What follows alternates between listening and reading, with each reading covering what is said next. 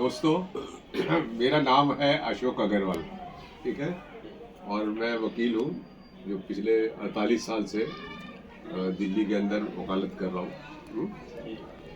और मजदूरों की लड़ाई, शिक्षा को लेके बच्चों की लड़ाई, बीमार लोगों के लिए इलाज की लड़ाई, ये सब इस दौर में हमने खूब किया, तबीयत से किया। और मैं आपके करावल नगर क्षेत्र से जो विधानसभा की सीट है उसके ऊपर CPIM communist party of India Marxist का के टिकट पर मैं उम्मीदवार हूँ। और हमारी पार्टी का जो चिन्ह है वो है हंसिया थोड़ा और सितारा है। और मैं इस पार्टी से लगभग 50 साल से जुड़ा हुआ हूँ। मतलब मेरी 70 साल उम्र है तो 50 साल से मैं जुड़ा हुआ, अपने कॉलेज के टाइम से जुड़ा हुआ हूँ। और मैंने मार्क्सवाद का जो हमारी पार्टी की समझ होती है, मार्क्सवादी समझ, उसके ऊपर काफ़ी मैंने अध्ययन किया है। और ख़ासकर जब मजदूरों के लिए मैं कोर्टों में काम करता रहा हूँ, उस बीच में समझने की कोशिश करी है कि मजदूरों का जो शोषण होता है वो कैसे होता है। तो काफ़ी मतलब गहराई से चीज़ों को देखा है और लड़े हैं, और बहुत सारी चीज़ों को हमने बदलते हुए भी देखा है लड़ाई के दौरान। मेरे दिमाग में हमेशा एक बुनियादी चीज़ रहती है कि हमारे देश में, और वो इस इलाके को भी अगर आप ले लें तो 70-75% जो पॉपुलेशन है, जनता है जो, वो गरीबी रेखा के इर्द गिर्द है। मतलब और देश भर में भी मैंने ये महसूस किया है कि परिवार का जो औसतन इनकम होती है वो लगभग 6,000 के करीब, 6,000 रुपया, 7,000 रुपया मान लो पर, और उसमें 5 लोग प्राणी भी हैं। मतलब आज भी 70-75% जनता की यही हालत है। मतलब और कई जगह तो इतनी भी नहीं है, मतलब नीचे ही होगी। अब उसमें आप क्या खाएंगे, क्या लगाएंगे, कैसे चलेगी जिंदगी। घर में एक आदमी बीमार हो गया तो सब सड़क पे आ जाते हैं।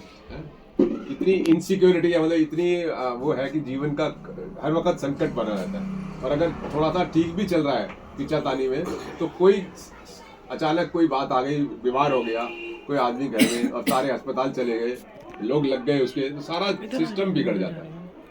तो मेरे दिमाग में हमेशा ये रहा कि हम वो काम करें जिससे कि लोगों का जीवन स्तर चेंज हो, बदले। मतलब और वो कैसे महसूस किया हमने, कैसे मतलब करने की कोशिश करी। शिक्षा, जैसे शिक्षा है, अब घर में कोई भी व्यक्ति पढ़ा लिखा नहीं है, कोई बच्चा स्कूल में नहीं जाता है, आपने उन बच्चों को स्कूलों में डाल दिया, वो पढ़ने लगे। पढ़ने के बाद जो है ना, मतलब ये देखिए आप, मैं आपको कमाल की बात बताता हूँ, जिस दिन बच्चा स्कूल गया पहली बार उस परिवार में से, उसी दिन समझो घर के अंदर जो है ना वातावरण बदलने लग जाता है। वो घर में आके अपनी माँ को मम्मी बोलता है तो माँ भी सोचती है अरे ये क्या हुआ, परिवर्तन। मतलब स्कूल जाने से जो उसके अंदर परिवर्तन हुआ, उससे घर के अंदर परिवर्तन होने लगा। और एक भी व्यक्ति उसमें से, और खासकर लड़की अगर उसमें पढ़ लेती है तो फिर लाइन लग जाती है, दूसरे भी बच्चे पढ़ते हैं, फिर वो पढ़ा लिखा परिवार हो जाता है, फिर उसकी आर्थिक स्थिति भी कहीं ना कहीं बेहतर हो जाती है। तो वो एक बदलाव है।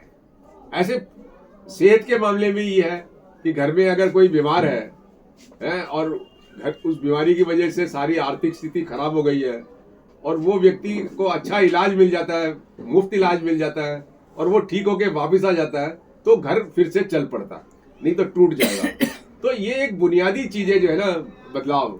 अब जैसे मिनिमम वेज को ले लें, न्यूनतम वेतन आप समझते हैं, सरकार ने 18,000 रुपया अनस्किल्ड वर्कर के लिए आज के लिए दिल्ली सरकार ने किया हुआ है। अच्छी बात है, बहुत अच्छी बात है। कई बहुत सारे राज्यों से ज्यादा है ये। केरल में 18,000 है पर मंथ, यहाँ भी है। अब मिलते कितने हैं मजदूरों को?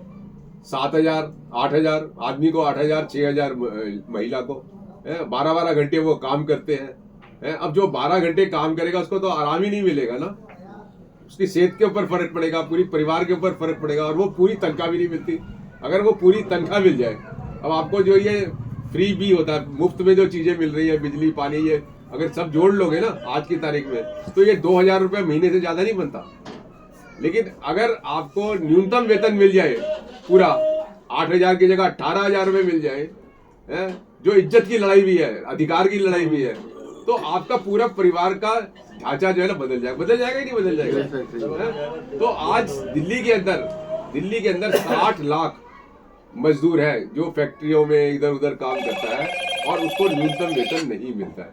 तो आप समझ लो कि 60 लाख लोगों को अगर वो 10,000 रुपया एडिशनल मिलने लग जाए जो उनका अधिकार है, तो कितना परिवर्तन हो जाएगा उनके फैमिली में, बच्चों के शिक्षा के ऊपर, बच्चों की सेहत के ऊपर, कुछ मनोरंजन। पहले क्या होता था, पहले आम तौर पे क्या होता था कि लोगों के पास थोड़ा पैसा होता था, लोग घूमने वामने भी जाते थे। अभी जो निजी स्कूलों में लोगों को फीस देनी पड़ती है, वो भी एक बहुत बड़ी समस्या है, क्योंकि हमारे बहुत सारे लोगों में से बच्चे हमारे निजी स्कूल में जा रहे होंगे, तो वो जो निजी स्कूल में फीस देनी पड़ती है, उससे क्या होता है कि आप कहीं कपड़े खरीदने में कट लगाते हो, कहीं अपने घूमने मनोरंजन में कट लगाते हो, है दूसरे तरीके के फैमिली के अंदर कट लगाते हो। अगर वो शिक्षा भी आपको मुफ्त हो जाए और अच्छी हो जाए निजी स्कूल में भी, क्योंकि हमारा जो संविधान है वो ये बोलता है कि हर एक बच्चे को मुफ्त और कंपलसरी क्वालिटी एजुकेशन मिलेगी मुफ्त, तो भाई प्राइवेट स्कूल में हमें क्यों पैसे देने पड़ते हैं? ये रोका जा सकता है। आज 25% जो बच्चा हमारा प्राइवेट स्कूल में जाता है इकोनॉमिकली वीकर सेक्शन का, और जिसके पैसे सरकार देती है, तो 25% तो घुस गया ना अंदर, तो ये 50 भी हो सकता है, 100% भी हो सकता है। ऐसा नहीं है कि संभव है कि ये फीस दे के ही पढ़ाना होगा। तो वो जो पैसा बचेगा आपका, वो आपको फिर से कहीं ना कहीं आपके मनोरंजन में, आराम में, चिंताओं में आपकी मदद करेगा। तो हमारे दिमाग में बुनियादी चीजें ये रहती है कि कुछ ऐसा करें। हम लोग दान पुण्य में विश्वास नहीं करते, हम लोग डोनेशन में विश्वास नहीं करते, हम लोग चैरिटी में विश्वास नहीं करते, क्योंकि हमने ये देखा है कि जब किसी से आप कुछ यूं करके लेंगे ना, तो आपका जो वो है चेतना का लेवल, जिसको इंग्लिश में कॉन्शियसनेस कहता है, वो गिर जाएगा, भिखारी जैसा हो जाएगा। अभी होता क्या है, हमने तो झुग्गी झोपड़ी में बहुत काम किया है। कोई गाड़ी आती है ना, तो लोग झुग्गी में से अपनी गर्दन निकाल के देखते हैं कुछ लाया है क्या, और अगर उसको लग गया कि हाँ कंबल लेके आया है, कुछ डबल रोटी लेके आया है, और फिर वहां पे भीड़ इकट्ठी हो जाती है, राइट हो जाता है, कई बार बड़ी लड़ाई हो जाती है, स्टैम्पेड हो जाती है, तो उससे आपका जो मनोबल है वो तो गिरेगा ना। तो हम लोगों का जो समझ है शुरू से ही, और हम उसमें काफी कामयाब भी है, कि लोगों के अधिकारों के लिए, क्योंकि उससे इज्जत की लड़ाई है। वो एक मजदूर जब लड़ता है कि मेरे को न्यूनतम वेतन दो, मेरे को प्रोविडेंट फंड में मेरा अकाउंट रखाओ, ESI में मेरा होना चाहिए, है, ये सब चीजें अधिकार की बात है, तो वो एक इज्जत की बात है। तो हमारी जो लड़ाई है, हमारी जो समझ है, वो ये है कि किस तरीके से हम इज्जत लोगों के पैदा करें, घर में कैसे उनका बुनियादी बदलाव लाए, फिर आगे गाड़ी चल जाती है। अब एक आपके यहाँ कोई बड़ा अफसर बन गया घर के अंदर पहली बार, फिर आप देखो सारी पूरा लाइन ही निकल जाएगी, पूरी बदल जाएगा, है? वो आपका खजूरी खाद छोड़ के कहीं और चला जाएगा, बड़ी सी जगह में जाके रहने लगेगा, है? तो अब यहाँ पे नौकरियों की प्रॉब्लम है, आपके अपने इलाके की अगर हम देखें तो सड़कों की क्या हालत है। ये बहुत जरूरी होता है, घर अपना एक घर